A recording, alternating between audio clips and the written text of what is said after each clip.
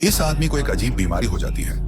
उसका शरीर धीरे धीरे सिकुड़ता चला जाता है, यहाँ तक कि वह एक कीड़े जितना छोटा हो जाता है। उसका पालतू बिल्ली, यहाँ तक कि एक मकड़ी भी अब डरावने राक्षसों जैसी लगने लगती है। जैक की जिंदगी कभी बिल्कुल परफेक्ट हुआ करती थी, लेकिन एक दिन नहाते वक्त उसे कुछ अजीब लगा। जो शॉवर पहले उसके सिर को छूता था, अब वह बहुत ऊपर दिखने लगा और उसकी शादी की अंगूठी वह उसकी उंगली से फिसलकर गिर गई। तभी घबराहट शुरू हो जाती है। वह अपनी पत्नी को ढूंढने दौड़ता है। जो आदमी कभी 6 फुट से भी लंबा था, अब अपनी पत्नी से छोटा दिखने लगा था। अस्पताल में डॉक्टर हर तरह की जांच करते हैं, सारी रिपोर्ट्स नॉर्मल आती हैं, बस एक चीज को छोड़कर। जैक बीमार नहीं था, वह सिकुड़ रहा था और यह रुकने वाला नहीं था।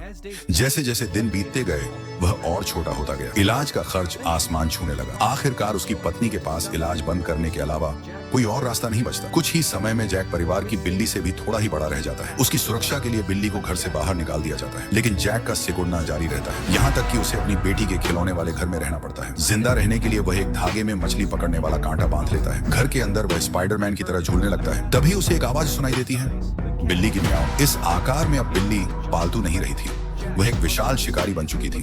जैक खड़े होने की कोशिश करता है, लेकिन कांटा उसकी कमर में धंस जाता है, जिससे गहरा जख्म हो जाता है। हालात और भी बदतर हो जाते हैं। बिल्ली झुककर बैठ जाती है, शिकार के लिए तैयार। छिपने का कोई वक्त नहीं होता। जैक अपनी सिलाई की सुई उठाता है, यही उसका आखिरी हथियार था।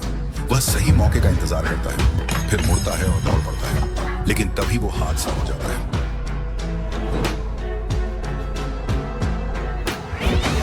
Subscribe for more amazing content with Ryzen Recap.